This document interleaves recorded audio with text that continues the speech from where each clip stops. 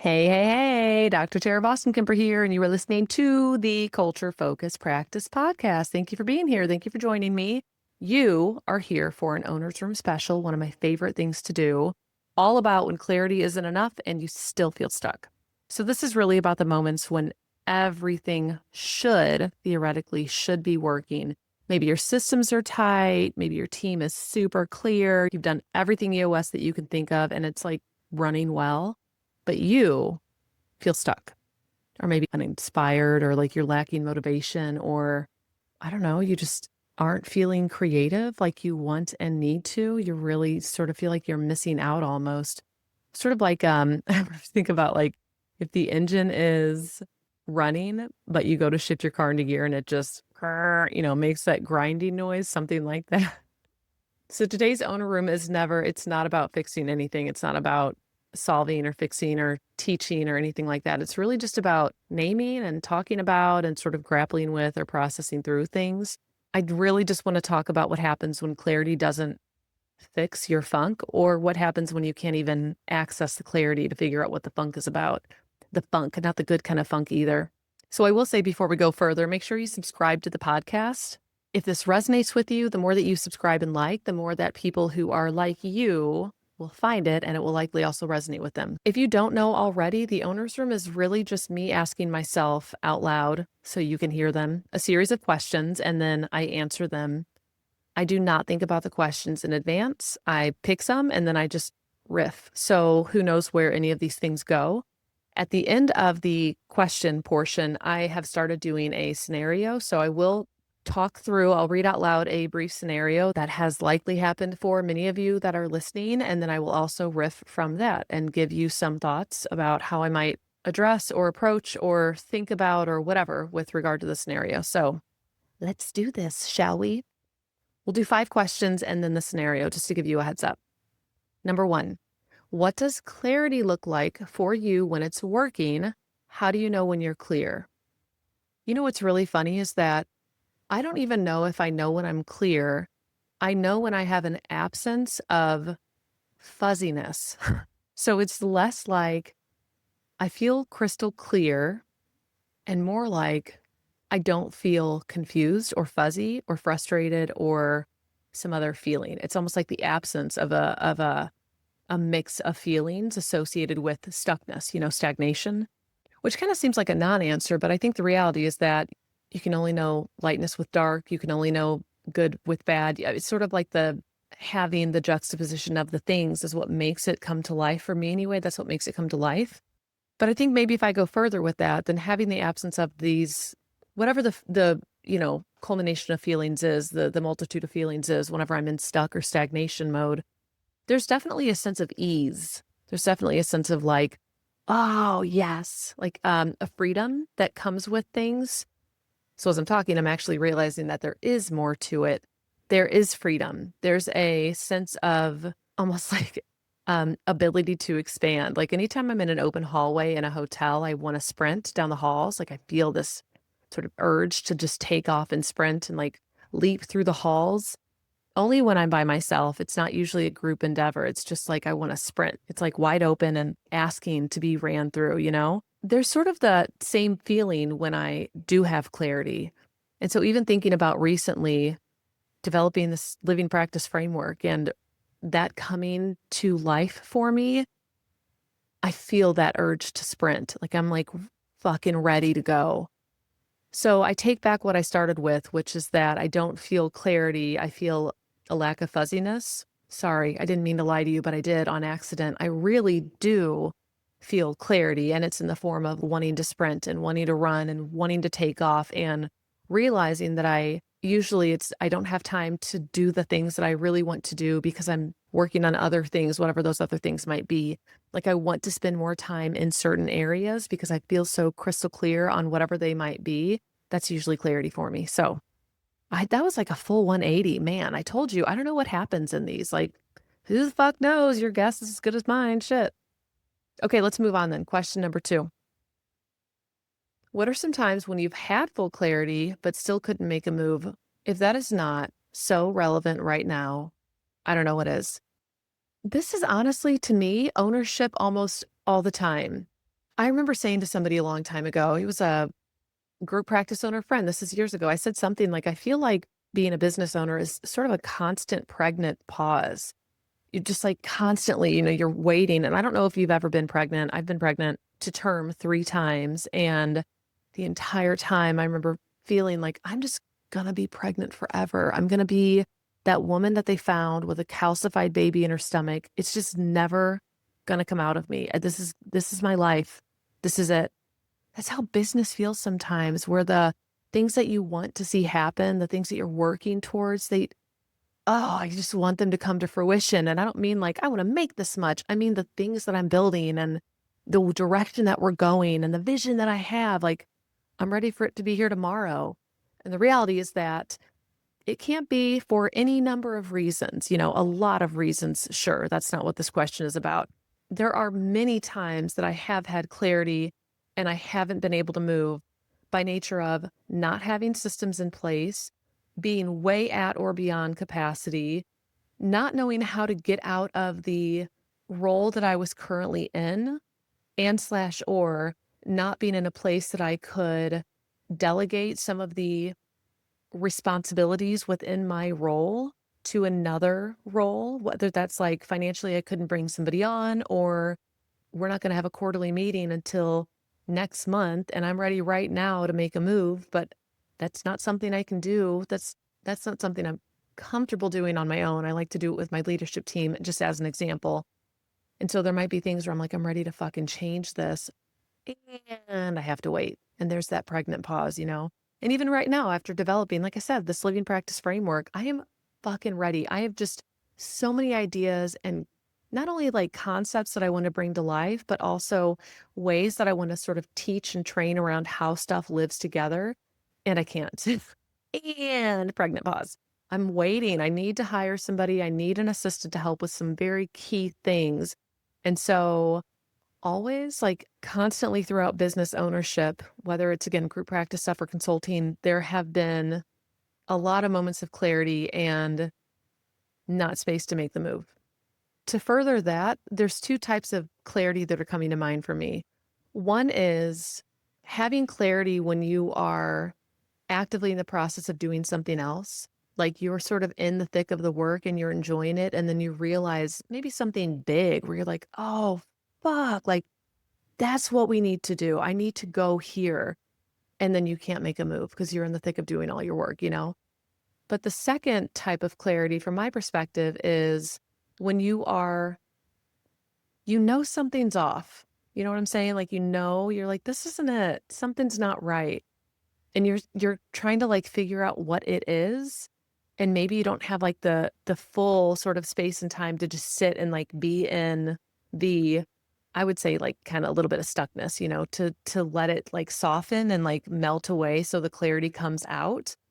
But when you do reach that point of feeling clarity, then you're typically still not able to make a move because you haven't had the clarity prior to right then. And so you can't preemptively set the systems up so that when you did reach that point, you'd be able to step away from whatever it is that you were doing to whatever it is that you want to do because you didn't know what that was going to be. Do you know what I'm saying? Like you didn't have this, you couldn't have had the systems in place in advance without having the information about what it was going to look like. So those are 2 just little tangents. I think there's like 2 types. One sort of clarity is exciting and like in the middle of doing fun things. And the other is, I mean, exciting when it happens, but like less exciting when it's coming out of stuckness because, who likes to feel stuck? So I think that's it for that. Question number 3, what's your relationship to momentum? I love this question. Oh my gosh. Do you feel like you're only safe in quotes when you're moving? I think I used to only feel safe when I was moving. I think that that's probably true. I've always been busy. People talk about like societal expectations around busyness. That's not the fuck it for me. Like I'll be busy on my own. I don't need, and I know societal expectations are internalized, et cetera. But I'm saying like, I think in my case, it's genetic. It's funny too, because I see it in my second born. My point is, I think that I used to only feel safe when I was moving. At this point, I like some stillness. And maybe it's because my life is just busy and full. I like the moments of quiet. I like solitude. I like stillness. I like to be able to just stop and let things sort of wash over me, sort of like water off a duck's back. I like to be able to breathe. I don't know when that changed either. Maybe therapy, who the fuck knows? I don't know, but it changed at some point in my life.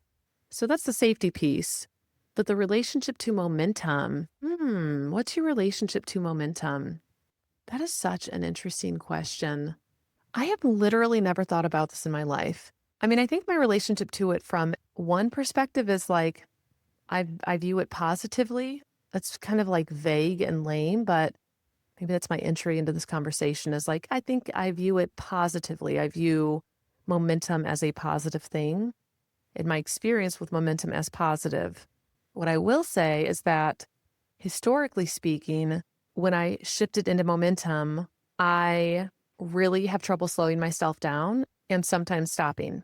And so I have a lot of systems and structure in place now that I don't need to rely on myself entirely to do that because I still don't think I'm good at it. I'm still not good at it. That's not an I don't think, like I'm straight up not good at that still, but I recognize it more. But I like the experience of momentum. I like the speeding up and the going and the moving. I like that feeling. The slowing down is always a little bit hard. And again, I would not say that I only feel safe when I'm moving at this point in my life, although I think at some point earlier on that was the case. Yeah, I think that's it for that question. I think I'm good. Question 4, have you ever self-sabotaged a well-oiled system because you needed to feel something? Oh my God, that's rich. No, not on purpose. I do turn over stones though. So whenever I get like, I'm not going to say bored, but I think there's something about if I get involved in a system that I'm not normally a part of and I'm like going through it and I notice sort of a hanging thread or maybe there's a hiccup in a step, damn it, like now I'm off. Like I'm going to pull on the thread. I'm going to start to turn over the stone. I want to like look and figure out like, wait, what hiccup is that? Like what's happening? And then the whole thing might come unraveled. But again, that maybe that's actually tied in with the momentum piece is that I have to stop myself. And then I say, hang on, this isn't my system. I'm going to ask this person who's responsible for it, i.e. why I love my accountability chart. I have to remove myself because I will do that thing, not as a way of self-sabotaging. So I don't necessarily agree with that language for myself. It's as a, like, I'm going to say a borderline neurotic, if not like a full-fledged neurotic tendency for figuring out where the issues, how do we fix them? It feels less like it's because I need to feel something and more like it's because I can't let it go.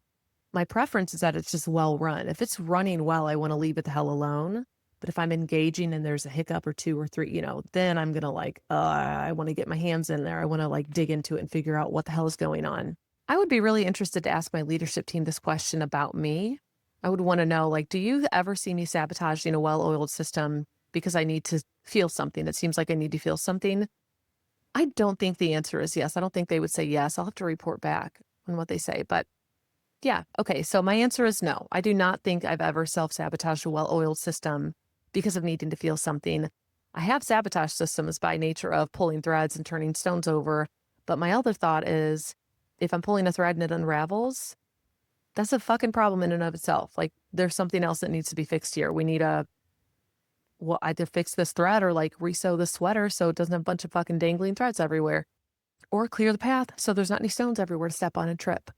Okay, I'm moving on. 5th and final question, and then the scenario. Have you ever confused clarity with certainty? What happens when you try to force clarity to give you emotional relief? Have I ever confused clarity with certainty? I don't think so, because again, my tendency is to flip over stones. When I feel clear, I feel clear, and I feel confident in what I'm clear in right then. But I'm not somebody who says anything with certainty, like hardly ever, at least long term, other than we're all going to die. That's like, of course, that's a given, like, duh, but not like the system is going to stand up forever. No, I don't fucking know. Who knows? The system works right now for what we're doing and who we are and our intentions and our values and our people and our clients and our community. But in 6 months or a year or 3 years or whenever, I don't have any idea. So I don't think that, like with almost anything in life, I don't tend towards certainty. That's not a tendency that I have. I do seek clarity though. I'm not afraid of a lack of clarity. I don't feel, what's the word I'm looking for? I don't mind the mess of a lack of clarity. I think that's what I'm trying to say. So I like that grappling to achieve clarity. It's really about achieving clarity. It's not about achieving certainty. Because again, I don't think most things in life are certain. But the follow-up question or the related question, what happens when you try to force clarity to give you emotional relief? I mean, it inevitably fucking fails. Like, I'm trying to like force clarity. It feels like I feel like I can't exhale all the way. That's what it feels like. Like I'm stuck. Like, when you can exhale all the way and you feel it in your body, your whole like torso, diaphragm, whatever, it just empties out. That's how clarity feels like, oh, thank God I can breathe. When I don't have that, I wish I could force clarity. I can't. And for me, for the love of God, I so like love, hate this about myself. It's that I have to have clarity on more than one level. Like it has to be in alignment in my entire body, my entire physiology, all of my system, logically, emotionally, relationally, structurally. I have to think, it has to make sense to me. That's when I can exhale. So being told what to do, for example, or like, here's an answer, that's not a sigh of relief for me. That's like really important information for me to then grapple with so then I can achieve my own clarity and then, ah, and then I can exhale entirely. So I can't, when I try to force it, it just never works.